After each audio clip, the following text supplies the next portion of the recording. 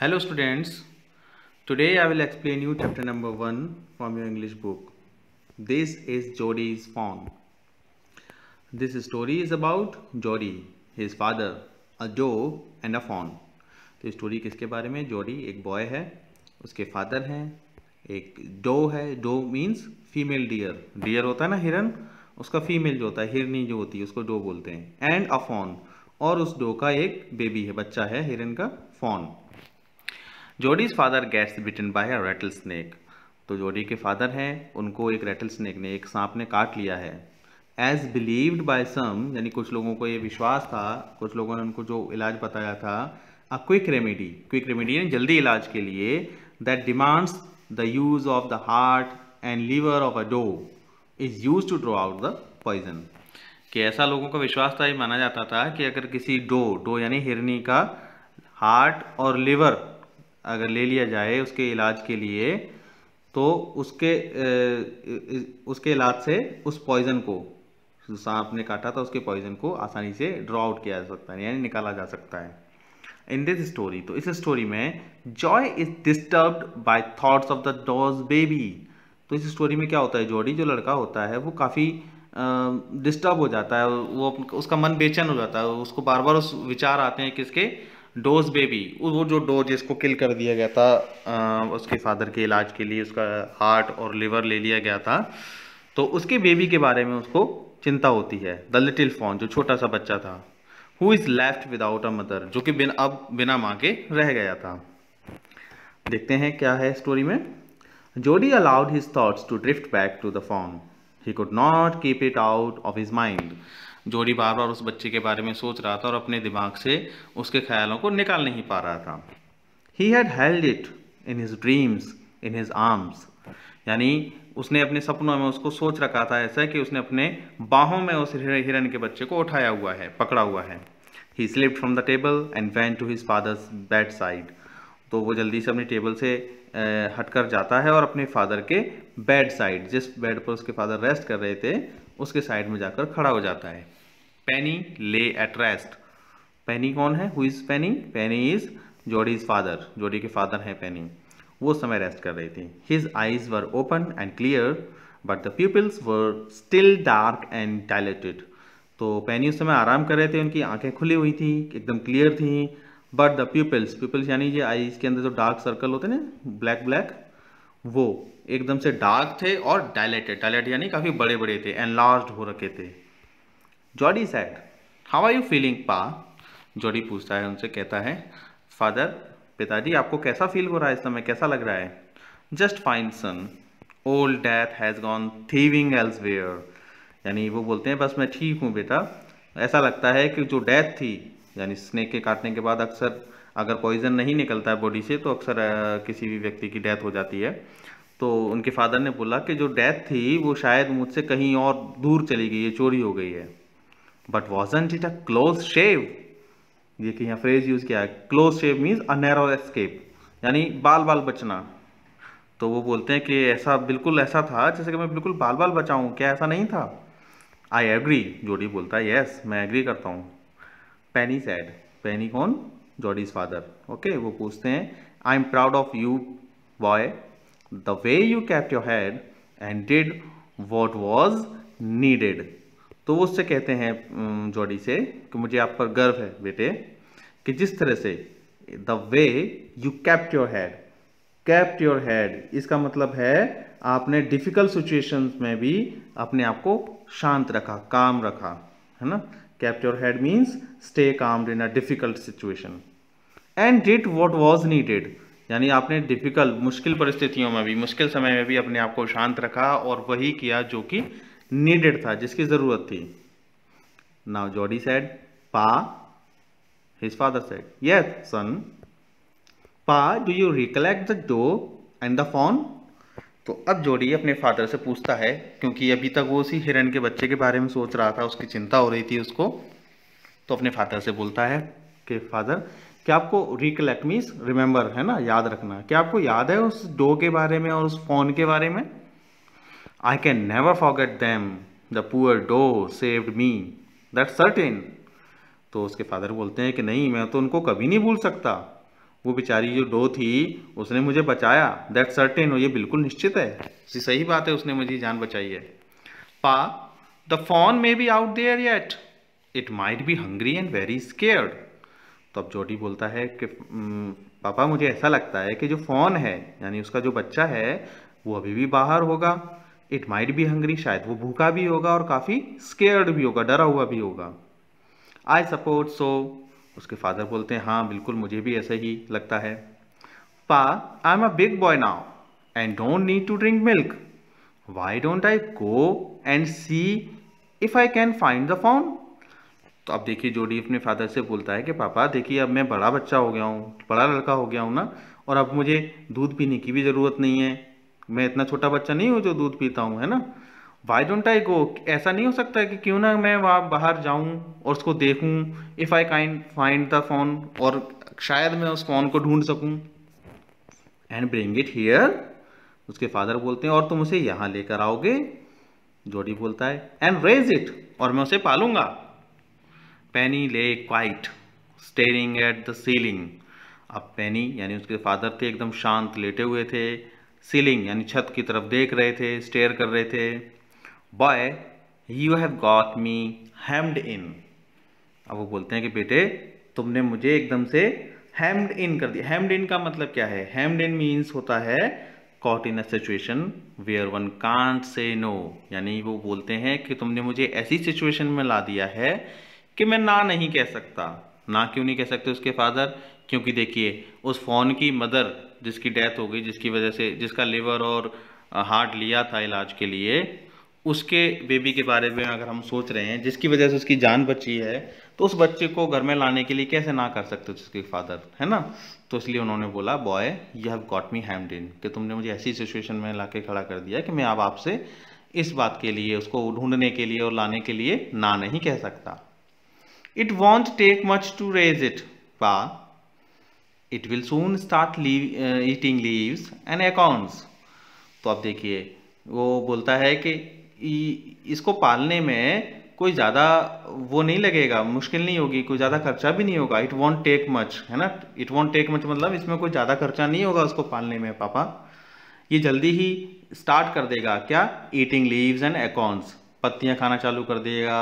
और एकॉन्स, एकॉन्स होता है एक ब्राउन कलर का एक नट होता है जिसको एनिमल्स या छोटी छोटी स्क्विरल्स वगैरह भी खाती रहती हैं।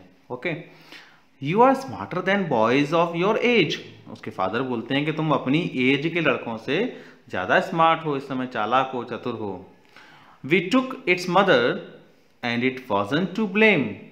तो उसके जो बेटा होता है, जॉडी होता है, वो बोलता है हमने उसकी मदर को लिया है, उससे छीन लिया है ना। And it wasn't to blame, क्या हम उसको ऐसे ब्लेम नहीं कर सकते, right. Surely it seems ungrateful to leave it to starve. Son, I can't say no to you. I never thought I would live to see another day. तो उसके father बोलते हैं कि हाँ ये बात बिल्कुल है कि इट सीम्स अनग्रेटफुल, ये बड़ा गलत लगेगा, अजीब लगेगा अगर हम उसको लीव कर देते हैं ऐसे ही, उस यानी फ़ोन की बात हो रही है, फ़ोन को हम छोड़ देते हैं स्टार्व के, टू स्टार्व यानी भूखा मरने के लिए छोड़ देते हैं, बेचारा इस समय भूखा होगा, है ना। तो सन, बेटे मैं तुमसे ना नहीं कह सकता। आई नेवर थॉट, मैंने कभी नहीं सोचा था I would live to see another day, कि जब मुझे सांप ने काटा था तो मैंने कभी ऐसा नहीं सोचा था कि मैं अगला दिन भी देख पाऊंगा, है ना। Can I ride back with mill wheel and see if I can find it. तो जॉडी उससे पूछता है, अपने फादर से पूछता है उनसे कि क्या मैं मिल व्हील उनके फैमिली एक पर्सन है, कि क्या मैं मिल व्हील के साथ राइड बैक यानी जैसे एक पर्सन जो किसी चीज़ को चलाता है, चाहे बाइक को राइड करना हो या हॉर्स को राइड करना हो, और उसके पीछे बैठने को बोलते हैं राइड बैक, है ना। तो जॉडी बोलता है अपने फादर से क्या मैं मिल व्हील के साथ पीछे बैठकर जा सकता हूँ उसको ढूंढने के लिए? आई कैन फाइंड इट, अगर मैं उसे ढूंढ लेता हूँ तो। अब देखिए क्वेश्चन है आपके लिए, do you think Jody's father will allow him to ride back with mill wheel? आपको क्या लगता है जॉडी के फादर अलाउ करेंगे जॉडी को कि वो चला जाए मिल व्हील के साथ उसको ढूंढने? अब देखिए, टेल योर माँ I said you can go. उसके फादर बोलते हैं कि अपनी मम्मा को बता दो कि मैंने तुमसे कहा है कि तुम वहां जा सकते हो, मिलविल के साथ जा सकते हो। He sidled back to the table and sat down. His mother was pouring coffee for everyone. तो ही यहाँ किसके लिए बोला गया है? जॉडी के लिए। जॉडी चुपचाप से, साइडल बैक मीन्स बिल्कुल धीरे से, वॉकड बैक और शिफ्टेड क्वाइटली, यानी कोई नोटिस ना कर पाए, इस तरह से एकदम धीरे से वहां से खिसक जाता है और बैठ जाता है। His mother was pouring coffee, उसकी मदर जो थी वो सबके लिए कॉफी डाल रही थी कप में। कॉफी डालने को बोलते हैं pouring coffee. Okay, pouring coffee. He said, माँ Pa says I can go bring back the phone. तो वो अपनी मदर से बोलता है कि माँ, पापा ने मुझसे कह दिया है कि मैं उस फोन को वापस लाने जा सकता हूँ। She held the coffee pot in mid-air. तो जब वो कॉफ़ी डाल रही थी कप में, तो ऊपर ही, मिड एयर यानी हवा में ही, उसको नीचे बिना रखे ऊपर उस कॉफ़ी मग को रोक लेती हैं, कॉफ़ी पॉट को, और पूछती हैं व्हाट फोन, कि कौन सा फ़ोन, किस फ़ोन की बात कर रहे हो तुम? The fawn belonging to the doe we killed, कह रहे वही फ़ोन जिसकी डो को हमने मार दिया था। We use the doe's liver to draw out the poison and save pa, हमने उस डो के लिवर का यूज किया था पॉइजन को निकालने के लिए और अपने पा को बचाने के लिए। शी गैस्प्ड, शी यानी उनकी मदर लंबी सांस भरती हैं, बोलती हैं वेल फॉर पिटीज सेक, कि हाँ चलो ठीक है, दया की खातिर तुम ये काम कर सकते हो। पिटी मीन्स दया, उसको रहम करना। Pa says it would be ungrateful to leave it to starve, तो जॉडी बोलता है कि पापा ने बोला है कि ये अच्छा नहीं होगा अगर हम उसको ऐसे ही भूखे मरने के लिए छोड़ देते हैं। तो Doc Wilson said, doc means यहाँ डॉक्टर को शॉर्ट में डॉक लिखा गया, देखिए यहाँ डॉक्टर आपको दिखाई दे रहे हैं पिक्चर में, यानी Doc Wilson said. Doc Wilson वहाँ होते हैं, वो बोलते हैं दैट्स राइट मैम, कि ये ठीक है ma'am, nothing in the world comes quite free, यानी दुनिया में सब कुछ फ्री नहीं मिलता है। The boy is right and his dad is right, यानी लड़का भी सही कह रहा है, उसके फादर भी सही कह रहे हैं। मिलविल सेड, अब मिलविल बोलते हैं he can ride back with me, वो मेरे साथ पीछे बैठ के जा सकता है। I will help him find it, और मैं इसे उस फोन को ढूंढने में मदद करूंगा। She sat down the pot helplessly, अब वो हेल्पलेसली यानी कि आराम, जैसे हम नॉर्मली किसी चीज को रखते हैं तो केयरफुली रखते हैं, उन्होंने केयरफुली न रख करके हल्के से छोड़ते हुए हाथ से उस कॉफी पॉट को रख दिया टेबल पर, उनकी मदर ने। Well, if you will give it your milk, we have got nothing else to feed it. तो वो जॉडी से बोलती हैं कि ठीक है, अगर तुम अपने हिस्से का दूध उसको पिला सको तो ठीक है। We have got nothing else to feed it, हमारे पास और कुछ नहीं है उसको खिलाने के लिए। मिलविल said, मिलविल बोलते हैं come on boy, we have got to get riding, हमें अब राइडिंग पर चलना चाहिए। माँ बैक्स्टर asked anxiously, तो माँ बैक्स्टर उनका नाम है, उनकी जो मदर होती है जॉडी की, वो पूछती हैं बेचैन होकर, एंग्शियसली होकर, you will not be gone long, तुम ज़्यादा दूर तो नहीं जाओगे? Jordi said, I will be back before dinner for sure, कि मैं बिल्कुल डिनर से पहले आ जाऊंगा, है ना। Millville mounted his horse, Millville अपने घोड़े पर चढ़ जाते हैं, and pulled Jordi up behind him, और जॉडी को ऊपर खींचकर अपने पीछे बैठा लेते हैं। देखिए यहाँ पर आपको फोटो में दिख रहा है। He said to Melville, "Do you think the phone's still there? Will you help me find him?" तो वो पूछता है मिलविल से कि क्या आपको लगता है कि फ़ोन अभी भी वहीं होगा, और क्या आप मेरी मदद करोगे उसे ढूंढने में? We will find him if he is alive. How you know it's a he? तो पहले तो मिलविल ये बोलते हैं कि हाँ, हम उसे ढूंढ लेंगे अगर वो अलाइव होगा, जिंदा होगा तो। How you know it's a he? आपको ये कैसे पता कि वो ही है, शी नहीं है? इट मीन्स वो फोन के बारे में बात हो रही है कि वो फोन मेल है या फीमेल है, आपको कैसे पता चला? अब देखिए जॉडी क्या बोलते हैं, the spots were all in a line, कि उसकी पीठ पर जो स्पॉट्स हैं, सफेद सफेद धब्बे होते हैं ना जो हिरन के ऊपर, कि वो सारे एक लाइन में हैं। ऑन अ डो फोन, यानी जो फीमेल फोन जो होता है, पासेज, पा ने मुझे बताया था, कहते हैं वो, the spots are every which way, every which way means किसी भी डायरेक्शन में उल्टे सीधे बने होते हैं एक डो फोन के ऊपर। लेकिन जो डियर फोन होता है, यानी कि फीमेल होता है, और मेल जो फोन होता है, उसके ऊपर सारे स्पॉट्स कैसे होते हैं? इन अ लाइन, एक लाइन में होते हैं। ये क्वेश्चन का आंसर भी है, आप नोट कर लीजिएगा। Okay, Jody gave himself over to thoughts of the fawn, यानी अब जोडी क्या करता है, उस फोन के बारे में और सोचने लगता है। दे पास द अबेंडेंट क्लियरिंग, वो उस अबेंडेंट मीन्स होता है छोड़ा हुआ, क्लियरिंग क्या होता है, जैसे बड़े बड़े घास के मैदान हैं या खेत हैं, उसके बीच में कोई ऐसा हिस्सा जहाँ पर कुछ भी पेड़ पौधा कुछ भी ना हो, घास वगैरह हल्की सी हो, खाली हिस्सा हो, उसको बोलते हैं clearing. He said cut to the north Millwheel, वो बोलता है मिलविल से कि नॉर्थ की तरफ चलिए। It was up here that pa got bitten by the snake and kill the dog and I saw the fawn, कि यही वो उस जगह पर है, वो जगह वहीं पर है, नॉर्थ साइड में है, जहाँ पर मेरे पा को यानी फादर को सांप ने काटा था और हमने उस डो को किल किया था और मैंने वहीं पर उस फॉन को देखा था।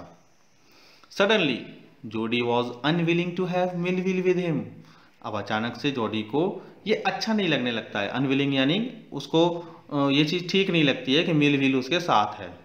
If the fawn was dead और could not be found he could not have his disappointment seen, यानी उसे ऐसा लगता था कि मिलविल के साथ जाऊंगा और अगर फ़ोन मान लो डेड हो गया हो, मर गया हो या उसे न मिले, तो उसको जो डिसअपॉइंटमेंट होगी, उसको जो निराशा होगी जोडी को, वो दिखा नहीं सकता किसी के सामने, इसलिए वो नहीं चाहता था कि जो मिलविल उसके साथ रहे अब। And if the fawn was here there the meeting would be so lovely and so secret that he could not endure to share it, और अगर वो मान लीजिए वो डोर उसको फ़ोन जो उसको मिल जाता है, तो उसकी जो मीटिंग होगी, उससे जो मिलना होगा वो काफ़ी लवली होगा, इतना सीक्रेट होगा कि वो उस चीज़ को भी किसी को शेयर नहीं कर सकता, किसी को दिखा नहीं सकता, उसको इस शर्म महसूस होगी किसी के सामने, इसलिए वो अभी नहीं चाहता था कि मिलविल उसके साथ रहे। तो he said it's not far now but the scrub is very thick for a horse, I can make it on foot. अब वो बोलता है उनसे कि अब ज़्यादा दूर नहीं रह गई वो जगह, लेकिन जो स्क्रब यानी झाड़ियाँ जो हैं, very thick for a horse, वो एक घोड़े के लिए काफ़ी घनी हो गई हैं, मोटी हो गई हैं, झाड़ियाँ ऐसी हो गई हैं जिसमें घोड़ा ठीक से चल नहीं पाएगा अब। I can make it on foot, मैं अब यहाँ से पैदल पैदल चला जाऊँगा, खुद से चला जाऊँगा। But I am afraid to leave you boy, लेकिन मिलविल बोलते हैं कि मुझे डर है आपको अकेला छोड़ने में। सपोज यू गॉट लॉस्ट, मान लीजिए अगर आप खो गए तो, और got bitten by the snake too, और आपको भी किसी सांप ने काट लिया तो।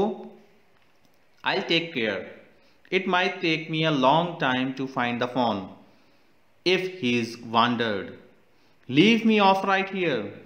तो अब जोडी बोलता है कि मैं अपना ख्याल अपने आप रख लूंगा, ये शायद मुझे काफ़ी लंबा समय लग जाएगा उस फोन को ढूंढने में। इफ़ ही इज़ वांडर्ड, अगर वो कहीं भटक गया हो तो, इधर उधर चला गया हो तो। Leave me off right here, मुझे बस यहीं पर लीव कर दीजिए, छोड़ दीजिए। All right but you take it easy now, you know north here and east. तो अब देखिए मिलविल उसको वहीं छोड़ देते हैं, उससे बोलते हैं चलो ठीक है, लेकिन मुझे लगता है कि अब आप इसे आसानी से कर लोगे। आपको पता है नॉर्थ कहाँ है, ये नॉर्थ तो यहाँ पर है, और ईस्ट डायरेक्शन किस तरफ है, यानी इस डायरेक्शन के बारे में पूछ रहे हैं मिलविल उससे, ताकि वो रास्ता ना भटके और दिशाओं का ध्यान रखे, डायरेक्शन का ध्यान रखे कि किस डायरेक्शन में उसको चलना है। तब उन्होंने पूछा and east, where is east? तो जोडी आंसर देता है there and there, that all pine makes a bearing, कि देखो वहां पर है, वहां जहां पर सारे पाइन यानी पाइन ट्रीज होते हैं, ट्री का नाम है, कि जो पाइन ट्रीज हैं मेक्स अ बेयरिंग मीन्स एक तरह से कंपास का काम कर रहे हैं, यानी डायरेक्शन को आइडेंटिफाई कर रहे हैं, बता रहे हैं कि अगर मैं कहीं खो गया तो उन पाइन ट्रीज को देख लूंगा और उससे अपनी डायरेक्शन का अंदाजा लगा लूंगा। सो लॉन्ग, मिलविल बोलते हैं काफी समय लगेगा। So long Millville, I am obliged, कि हाँ काफी समय लगेगा लेकिन मैं मैनेज कर लूंगा, मैं आपका आभारी हूं कि आपने मुझे यहाँ छोड़ दिया। He waited for the sound of the hooves to end then cut to the right. तो अब उस जोड़ी ने वेट किया कि कहीं ऐसा तो नहीं है उसको चलने फिरने की। हूव्स क्या होते हैं? हूव्स होते हैं एनिमल्स के जो पैर होते हैं, देखो घोड़े के पैर जो आपको दिखाई दे रहे हैं ना, जिसके टप टप टप की आवाज हमें सुनाई देती है ना, तो ऐसे एनिमल्स जिनके पैरों में इस तरह से कठोर सरफेस होता है, एक हार्ड सरफेस होता है जिसकी आवाज आती है चलने की, उनको हूव्स बोलते हैं, जो हमें बफेलो, काओ, गोट, डियर, हॉर्स इनमें देखने को मिलेंगे। और जिनके पैर ऐसे नहीं होते हैं, थोड़ा सा स्पंजी होते हैं, गुदगुदे होते हैं, उनको हम पॉज बोलते हैं, PAWS, पॉज, जो कि हम लॉइन में देख सकते हैं, कैट में देख सकते हैं, है ना, कैमल में देख सकते हैं। तो हूव्स और पाव्स में ये डिफरेंस होता है, इसलिए आपको बताया हूव्स क्या होते हैं। तो उसने अब वेट किया कि जो लिटिल फॉन है जिसको ढूंढने गया है शायद उसके हूव्स की आवाज़ उसको सुनाई दे। Then cut to the right, फिर वो राइट की तरफ मुड़ जाता है। The scrub was still, scrub यानी झाड़ियाँ थी वो एकदम स्टिल थी, रुकी हुई थी, बिल्कुल भी हिल डुल नहीं रही होती हैं। अगर कोई एनिमल उनके अंदर होता है तो थोड़ा सा हिलना उनका दिखाई दे जाता, तो पता चल जाता है यहाँ कोई एनिमल है। Only his own crackling of twigs sounded across the silence, यानी जब वो चल रहा था तो उसके पैरों की आवाज़ ही सिर्फ वहाँ दिखाई दे रही थी। ट्विग्स मतलब जो छोटी छोटी लकड़ियाँ वहाँ पड़ी हुई थी, स्टिक्स टाइप की, उन पर पैर जब उसके पड़ रहे थे तो साइलेंस में सिर्फ उन्हीं की आवाज़ सुनाई दे रही थी। He wondered for an instant if he had mistaken his direction, यानी वो कुछ समय तक तो इधर उधर भटकता रहा और फिर अचानक से उसको ऐसा लगा कि शायद हो सकता है वो डायरेक्शन यानी अपनी दिशा भूल गया है। Then a buzzard rose in front of him. Buzzard क्या होता है? बजार्ड एक बर्ड होती है, बड़ी सी बर्ड होती है, एक तरह वल्चर की तरह, जिसको हम बाज बोलते हैं। और वो क्या करते हैं, वो डेड एनिमल्स के फ्लैश को यानी मांस को खाते हैं, ठीक है ना। तो उसके सामने से अचानक एक बजार्ड उड़ता हुआ दिखाई दिया, जिसको हमने फ्लैप कर रहा था अपने विंग्स को, एयर में उड़ रहा था हल्का सा। He came into the clearing under the oaks. Oaks trees होते हैं, उनके पास एक क्लियरिंग यानी एक खाली जगह थी, वो उस जगह आता है। Buzzard sat in a circle around the carcass of the doe. Carcass होता है डेड बॉडी, है ना। तो बजार्ड्स वहाँ बैठे हुए थे एक सर्कल टाइप का बनाकर, किसके चारों तरफ? जो डो उन्होंने किल की थी ना अपने फादर के इलाज के लिए, लिवर के लिए और हार्ट के लिए, उसका कैराकस, उसका डेड बॉडी थी वो वहाँ पड़ी हुई थी, उसके चारों तरफ ये सारे बजार्ड जो बर्ड्स थी वो बैठी हुई थी, उसको खा रही थी। They turned their heads on their long scrawny necks and hissed at him. तो जो सारे बजार्ड थे उन्होंने अपनी गर्दन उस लड़के की तरफ घुमाई, जोड़ी की तरफ घुमाते हैं। स्क्रॉनी नेक्स, स्क्रॉनी यानी एकदम से ऐसा लग रहा था कि सूखी हुई गर्दन है उनकी, एकदम से रफ सरफेस जो होता है, इस तरह की गर्दन उनकी, नेक्स उनकी दिखाई दे रही थी, और उसकी तरफ देखकर वो हिस जैसा साउंड निकालते हैं। He threw his bow at them and they flew into an adjacent tree. तो वो उसके हाथ में, जोड़ी के हाथ में एक छोटी सी बाउ यानी कि एक छोटी सी टहनी लकड़ी लगी होती है, वो उनके ऊपर थ्रो कर देता, फेंक देता है, और सारे बर्ड्स होते हैं वो flew into an adjacent tree. Adjacent यानी उसके जो नज़दीक था, पास में जो एक ट्री खड़ा था नियर बाई, उस पर जाकर बैठ जाते हैं सारे birds. The sand showed large cat prints but the big cats killed fresh and they had left the doe to the carrion birds. तो उसके पास जो सैंड थी, मिट्टी में उसको दिखाई दे रहे थे बड़े बड़े लार्ज कैट के पंजों के निशान, cat prints. But the big cat, लेकिन जो बड़ी कैट्स होती हैं जैसे कि टाइगर, पैंथर, लेपर्ड टाइप के, वो क्या करते हैं, वो फ्रेश एनिमल को किल करते हैं तब खाते हैं। लेकिन यहाँ पर and they had left the doe, वो डो की जो डेड बॉडी पड़ी हुई थी, ऐसा लग रहा था उसको छोड़कर वो जा रहे हैं। किसके लिए छोड़ गए थे? इन कैरन बर्ड्स के लिए। कैरन बर्ड्स जो यहाँ पर ये इतनी भी बजार्ड थी, इनको कैरन बर्ड्स बोला गया है, ठीक है। He parted the grass at the place where he had seen the fawn. उसने उस घास को वहाँ से, उस जगह से हटाया जहाँ पर उसने उस फॉन को देखा था। It did not seem possible that it was only yesterday. यानी ऐसा लगता नहीं था कि कल की ही बात है जब उसने उस फॉन को वहाँ देखा था। The fawn was not there. वो फॉन था वो वहाँ पर नहीं था। He circled the clearing. उसने उस खाली जगह के चारों ओर सर्कल लगाया। There was no sound, no sign, कोई भी किसी तरह की आवाज़ नहीं थी, कोई भी साइन दिखाई नहीं दे रहा था। The buzzards clacked their wings impatient to return to their business. और जो बजार्ड्स वहाँ पेड़ पर जाकर बैठ गए थे, वो बेचारे बेचैन हो रहे थे, इम्पेशेंट हो रहे थे कि वो कब अपने पंखों को फड़फड़ा रहे थे और बेचैन थे उस जगह रिटर्न होने के लिए अपने बिजनेस। देयर बिजनेस मतलब उनका बिजनेस क्या था? इस समय वो डेड बॉडी को ईट कर रहे थे, तो वो चाह रहे थे कि लड़का यहाँ से जाए और वो वापस आकर उस पर फीड करें, खाना चालू करें। He returned to the spot where the fawn had emerged and dropped on all fours, studying the sand for the small hoof prints. तो वो वापस उस स्पॉट पर आता है जहाँ पर फॉन निकला था, जिस जगह से उन्होंने कहीं कल देखा था, और अपने चारों पैरों पर जिस जगह वो छोड़ा गया था, यानी उन्होंने पहले उसको पकड़ा होगा, उसको वहीं ड्रॉप कर दिया होगा। Studying the sand for the small hoof prints, उन्होंने सैंड को स्टडी किया कि यहाँ सैंड है, शायद हो सकता है उसके कुछ हूफ प्रिंट्स उनको दिखाई दे जाएं, जिससे पता चले कि यहाँ फॉन आसपास कहीं होगा।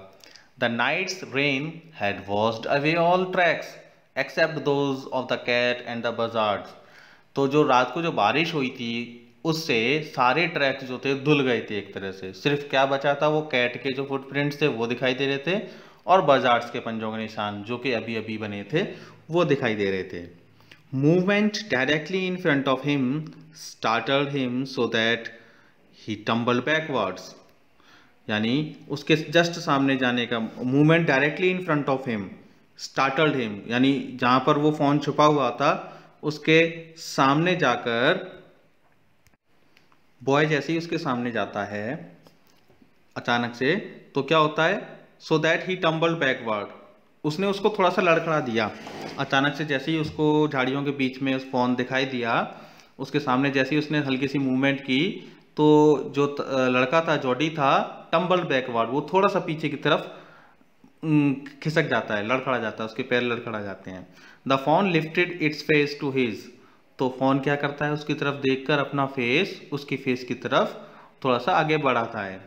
It turned its head with a wide wondering motion and shook him through with the stare of its liquid eyes, तो वो क्या करता है, अपना सिर अपना हेड जो है एक बड़ी दूरी तक उसकी तरफ ले जाता है, आगे तक ले जाता है, वॉन्डरिंग मोशन यानी एक तरह से आश्चर्यचकित कर देने वाले मोशन में, और उस लड़के को अंदर तक हिला देता है, जॉडी को अंदर तक हिला देता है। क्यों, वो कैसे कांप जाता है अंदर तक, क्योंकि उसकी आंखों में लिक्विड यानी कि उसकी आंखों में आंसू बह रहे थे उस समय। किसकी आंखों में, फॉन की आंखों में।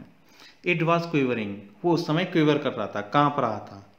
ठीक है, यहाँ क्विवरिंग मीन्स दिया है, क्विवरिंग मीन्स ट्रेम्बलिंग, एक तरह से शेकिंग स्लाइटली। इसका मीनिंग भी होता है शिवरिंग, देखिए यहाँ पर दिया हुआ है आपको क्वेश्चन भी। The word quivering can be replaced by, quivering को किससे रिप्लेस कर सकते हैं, वेटिंग से नहीं कर सकते, रनिंग से नहीं कर सकते, दिस इज शिवरिंग यानी कांपना।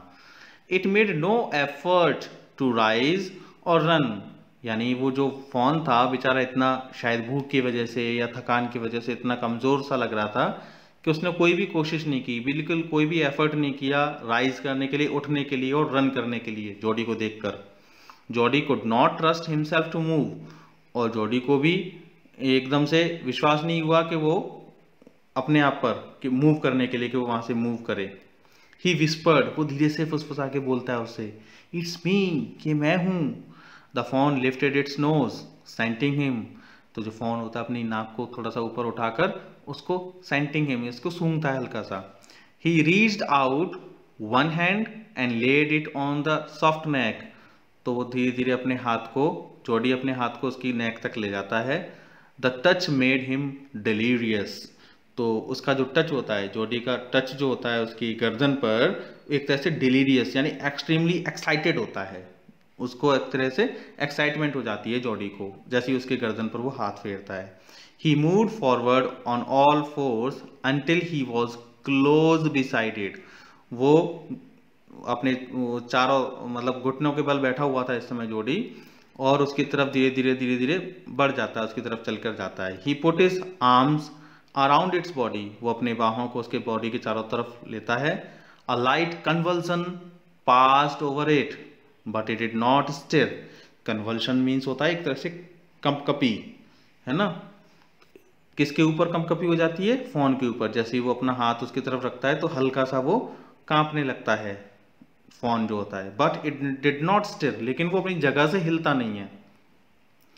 ही stroked its sides as gently as though the fawn were a china deer and he might break it. अब देखिए स्ट्रोक्ड यानी हल्के से थपथपी उसके साइड पर, वो जेंटली यानी आराम से धीरे धीरे से जॉडी उसकी पीठ पर, उसके साइड्स पर थोड़ी सी थपकी देता है, इस तरह से जैसे कि वो एक क्या हो, एक चाइना डियर हो। चाइना डियर क्या होता है, एक मिट्टी का बना हुआ एक मूर्ति होती है ना, मिट्टी का बना हुआ डियर मान लीजिए, उसको चाइना डियर बोलेंगे, जो कि इजीली ब्रेक हो जाए।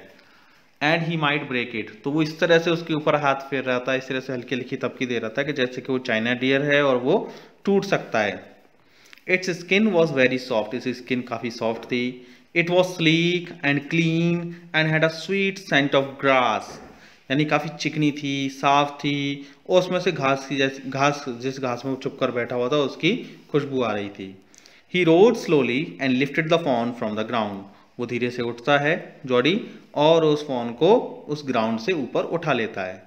इट्स लेग्स हंग लिम्पली, उसके जो लेग्स होते हैं वो उसके गोद से नीचे लटक रहे होते हैं। ऐसी लिम्पली मीन्स बेसुध से लटक रहे होते हैं, यानी उसको खुद के लेग्स की परवाह नहीं होती उस फोन को, क्योंकि वो वीक काफ़ी था, तो उसके पैर जैसे लटके हैं वैसे ही लटके रहते हैं, उसके अंदर कोई भी मूवमेंट नहीं होती, इसलिए इसको लिम्पली बोला गया। They were surprisingly long and he had to hoist the fawn as high as possible under his arm. तो काफिली सरप्राइजिंगली क्यों? क्योंकि बॉय ने पहले तो कभी हिरन को अपने गोद में लिया नहीं था, हिरन के बच्चे को, तो उसको इस तरह से सरप्राइज हो रहा था कि इसके पैर इतने लंबे हैं, तो उसको काफ़ी कोशिश करनी पड़ी। He had to hoist the fawn, hoist यानी ऊपर उठाना, उसने फ़ोन को इतना ऊपर उठाया, एज हाई एज पॉसिबल, जितना वो उठा सकता था उतना उसने ऊपर उठाया, under his arms. Okay, he was afraid that it might kick and bleed at the site and smell of its mother. तो उसको इस बात का डर था जॉडी को कि कहीं ऐसा ना हो कि ये किक कर दे या ब्लीड करने लगे। ब्लीड यानी कि मैं जैसे बकरी करती है ना, इस तरह से हिरन अपनी आवाज़ ना निकालने लगे। At the site and smell of its mother, कि अगर उसकी नज़र में, साइट में उसकी मदर जो डेड बॉडी पड़ी हुई थी वो दिखाई दे जाए या उसकी स्मेल उस तक आ जाए, तो कहीं ऐसा ना हो कि वो किक करे और ब्लीड करने लगे। He skirted the clearing and pushed his way into the thicket. तो स्कर्टेड मीन्स हटाना, है ना, उसने क्लियरिंग वहाँ से उसको लेकर गया, दूर लेकर गया हटाकर, and pushed his way into the thicket, और झाड़ियों की तरफ उसको ले जाने लगा ताकि उसको वो डेड बॉडी दिखाई ना दे। It was difficult to fight through with his burden, और काफ़ी उसके अंदर वेट भी था फोन के अंदर, तो काफ़ी मुश्किल हो रही थी उसको उस वजन के साथ लड़ने की, कि हाँ किस तरह से उस वजन को झेल सके। The phones leg caught in the bushes, उसके पैर जो थे वो झाड़ियों से टकरा रहे थे। And he could not lift his own with freedom, और क्योंकि वो काफ़ी वीक था इसलिए अपने आप उन पैरों को उठा नहीं पा रहा था। He tried to shield its face from prickling vines, उसने काफ़ी कोशिश की जोडी ने कि उसके जो फेस को, जो फोन था उसके फेस को प्रिकलिंग वाइन्स, प्रिकलिंग यानी चुभने वाली जो वाइन्स, ये जो घास के कोने दिखाई दे रहे हैं ना आपको, ये नुकीले नुकीले कोने जो होते हैं, हो सकता है उसकी आंख में कहीं चुभ जाए, तो उससे उसको बचाने की काफ़ी कोशिश की। Its head bobbed with his stride, his heart thumped with the marvel of his acceptance of him. तो इसका जो हेड था उसका फोन का, वो कैसा था? बॉब्ड था। बॉब्ड था यानी इसके बाल बहुत कम थे, चिकना फेस था, चिकना हेड था उसका, और उसका जॉडी का जो हार्ट था एकदम से धड़क रहा था, एकदम खुशी की वजह से कि उसने उसको एक्सेप्ट कर लिया। किसने? फोन ने उस बॉय को एक्सेप्ट कर लिया कि हाँ वो उसके इजीली उसकी गोद में आ गया था, इसलिए। He reached the trail and walked as fast as he could until he came to the intersection with the road home. तो जल्दी से ट्रेल यानी खेतों में जो मेड़ बनी होती है, पगडंडियाँ जो बनी होती हैं, वो जल्दी से उस ट्रेल पर आता है और इतना तेज फास्ट वॉक करने की कोशिश करता है जितना वो कर सकता था, और जल्दी ही उस इंटरसेक्शन यानी उस रास्ते पर आ जाता है जहाँ से उसके घर की तरफ रास्ता गया था। He stopped to rest and set the fawn down on its dangling legs. वो थोड़ी देर वहाँ रुकता है रेस्ट करने के लिए और उस फोन को नीचे छोड़ देता है। इट्स डैंगलिंग लेग्स, किस पर? उसके लड़खड़ाते पैरों पर। डैंगलिंग यानी उसके पैर कांप रहे थे, कमजोर था इसलिए, तो डैंगलिंग लेग्स के ऊपर ही उसको ऐसे ही खड़ा कर देता है। इट वेवर्ड ऑन देम, यानी कि ऑन देम, यहाँ इट यूज किया गया है फोन के लिए, और देम ये रिप्रेजेंट करता है उन लेग्स को। वेवर्ड यानी कि भारी पड़ना। तो ये जो फोन था वो अपने पैरों पर ही खुद अपने आप पर भारी पड़ रहा था, क्योंकि उसका बॉडी का वेट ज्यादा था और पैर कमजोर थे, तो डैंगलिंग हो रहे थे, हिल रहे थे। It looked at him and bleated. तो जो डियर जो था, जैसे उसने छोड़ दिया नीचे फोन को, फोन उसकी तरफ देखता है, जॉडी की तरफ, और ब्लीटेड, और आवाज करने लगता है। ही सैड एन्चेंटेड, वो इस बात से खुश होकर बोलता है Jody, I will carry you after I get my breath. क्या हाँ, मैं तुम्हें दोबारा कैरी करूंगा, पहले मुझे सांस लेने दो, मैं सांस ले लूं उसके बाद।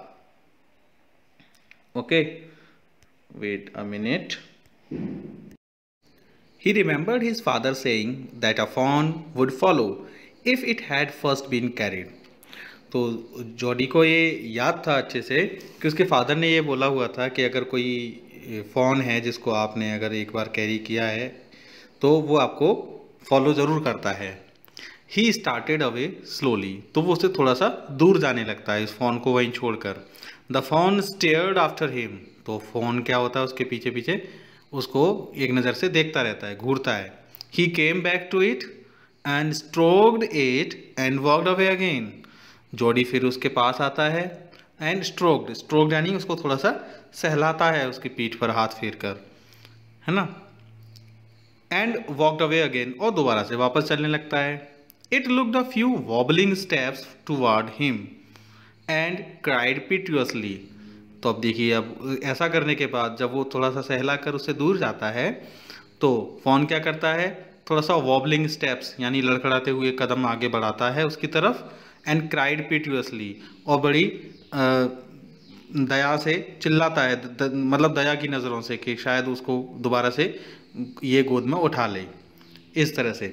It was willing to follow him, यानी उसकी इच्छा थी कि वो उसको फॉलो करे। फ़ोन की इच्छा हो रही थी उस समय कि वो भी उस लड़के के साथ जाए।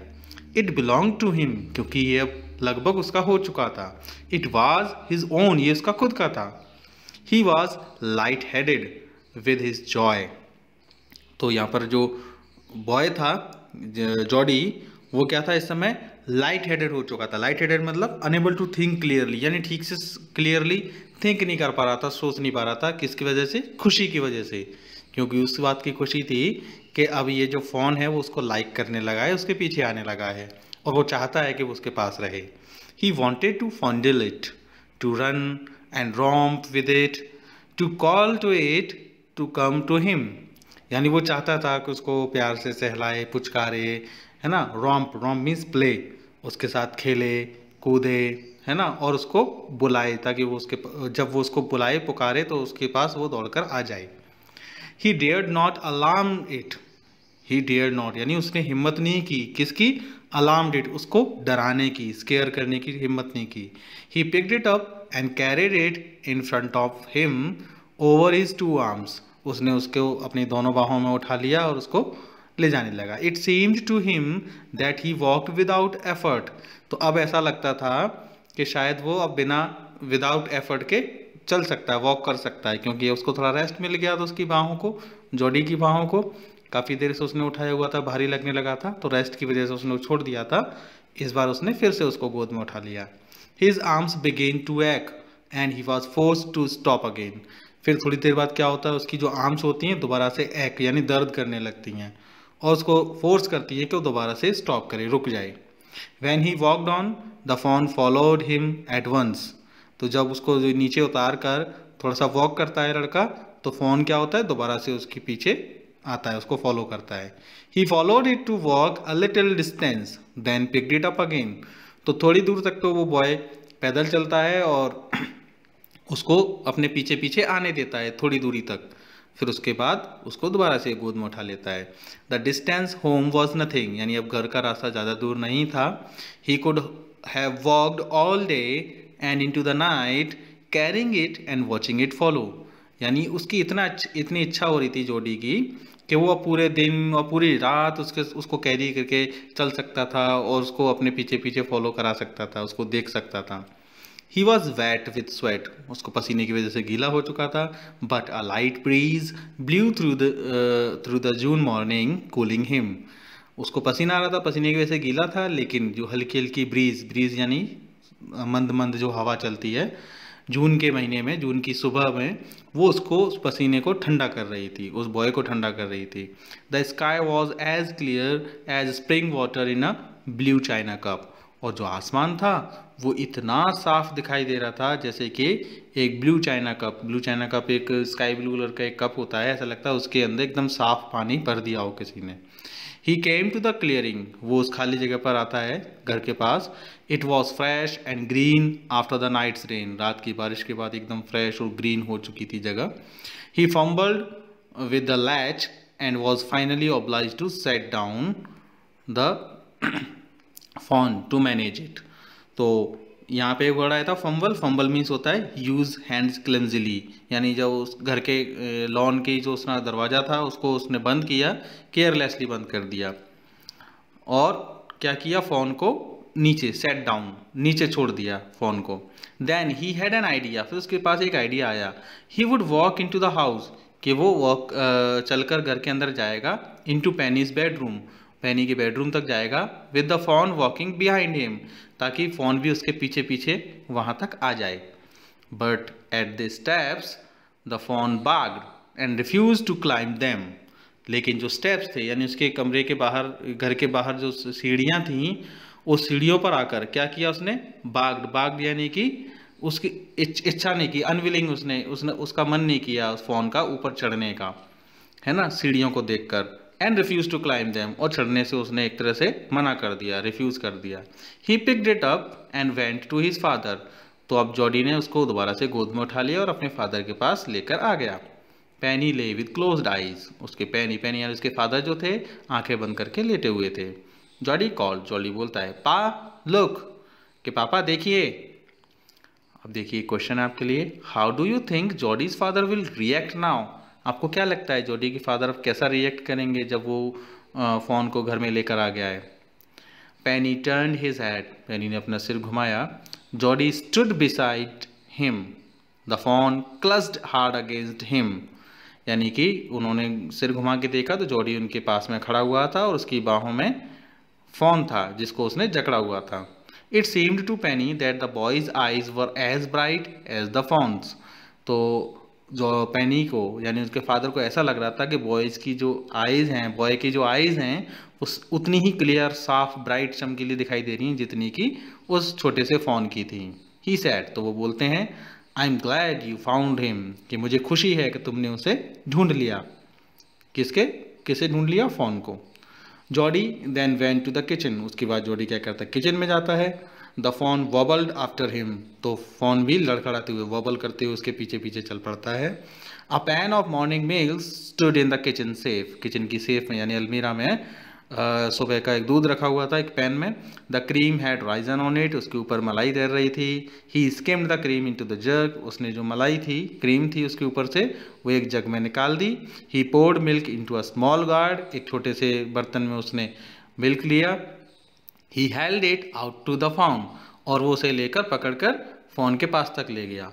It butted it suddenly smelling the milk, अब उसके पर जब जैसी मिल्क आया तो उसने मिल्क को सूंघकर, फोन ने मिल्क को सूंघकर झटका दे दिया, बट कर दिया। बट यानी सिर से जो मारते हैं ना, जैसे आपने गॉड को देखा होगा सिर से चोट मारते हैं एक दूसरे को, इस तरह से उसने बट कर दिया। He saved it precariously from spilling over the floor, तो बड़ी मुश्किल से उस जॉडी ने, प्रिकेरियसली मतलब हेजिटेटिंगली, हेजिटेट होकर एक तरह से उस दूध को जैसे तैसे बचाया कि वो फ्लोर पर फैल ना जाए।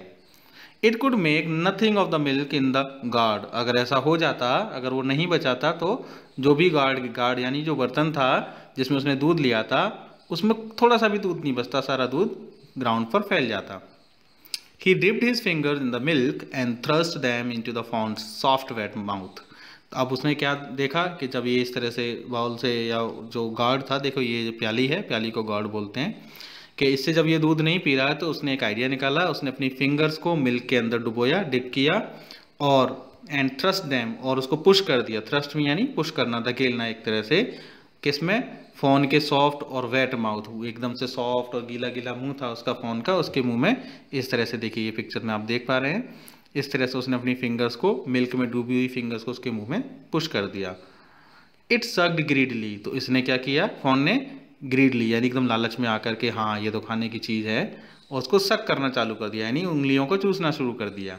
Van he withdrew them it bleated frantically and butted him, जब जॉडी ने उसके मुंह से उंगलियां निकाली तो वो बुरी तरह से ब्लीड करने लगा, चिल्लाने लगा, एंड बटेड हिम, उसको बट करने लगा। He dipped his fingers again and as the fawn sucked, he lowered them slowly into the milk. तो उसके बाद दोबारा से फिंगर्स को डिप किया, दोबारा से फॉन के मुंह में डाला ताकि उसने सक किया, उसके बाद दोबारा से उसने मिल्क में इस तरह से उंगली डुबोता रहा, उसको मिल्क इस तरह से पिलाता रहा। The fawn blew and sucked and snorted, तो देखिए फॉन ने देखिए पूरा जैसे जैसे मिल्क वो देता रहा वैसे वैसे वो सक करता रहा उनको। स्नॉटेड, स्नॉट आउट होता है छींकना, तो छींकता भी रहा बार बार बीच बीच में। It stamped it's small hooves impatiently, और जब उसको जल्दी मुंह में उंगलियां नहीं मिलती थी, दूध नहीं मिलता था, तो वो बेचैन होकर इम्पेशेंट होकर ज़मीन पर, फ्लोर पर अपने हूव्स मैंने बताया था ना कि पैर होते हैं, पंजे जो होते हैं, उनको जोर जोर से पटकता था, स्टैम्प करता था ज़मीन पर। As long as he held his fingers below the level of the milk the fawn was content. जब तक मिल्क बिल्कुल ख़त्म नहीं हो गया ताकि उसमें उंगलियां न डूब पाएँ, तब तक फॉन जो था संतुष्ट नहीं हुआ। उसके बाद ही उसको कंटेंट यानी एक तरह से सेटिस्फाई हो गया बाद में, जब मिल्क पूरा फिनिश हो गया। इट क्लोज्ड इट्स आइज ड्रीमली, उसने एकदम से सपनों ऐसा लग रहा था जैसे सपना देख रहा है, इस तरह से उसने अपनी आइज को बंद कर लिया। It was ecstasy to feel its tongue against his head. Ecstasy means होता है बहुत ज़्यादा खुशी, तो बहुत ज़्यादा खुशी फील हो रही थी उस समय जोडी को, जब वो फॉन अपनी टंग से उसके हैंड को लिक कर रहा था, चाट रहा था। It's small tell flicked back and fourth, उसकी छोटी जो पूंछ थी वो बार बार आगे पीछे हिल रही थी। The last of the milk vanished in a swirl of form and gargling, और इस तरह से उसने फ्लिक्ड करते लास्ट ऑफ द मिल्क का बिल्कुल आखिरी हिस्सा भी उसने गायब कर दिया, इस तरह से स्विल करते हुए, फॉर्म यानी मुंह से झाग निकालते हुए और गर्गलिंग करते हुए। तो ये आपकी स्टोरी थी, काफ़ी अच्छी स्टोरी थी। आप लोगों को भी इससे सीख लेनी चाहिए कि इस तरह से कोई वाइल्ड एनिमल्स या आपके घर के आसपास भी कुछ ऐसे एनिमल्स हैं जिनको हेल्प की ज़रूरत है, तो आप उनकी हेल्प कर सकते हैं। मैसेज क्या है इस स्टोरी का? Kindness is a gift everyone can afford to give. Kindness एक ऐसा गिफ्ट है जो हर व्यक्ति हर किसी को दे सकता है। ओके, तो this was the chapter. Please read this chapter carefully again. Write all the hard words in your notebook, and then we will meet in the next class. Till then, bye bye, take care.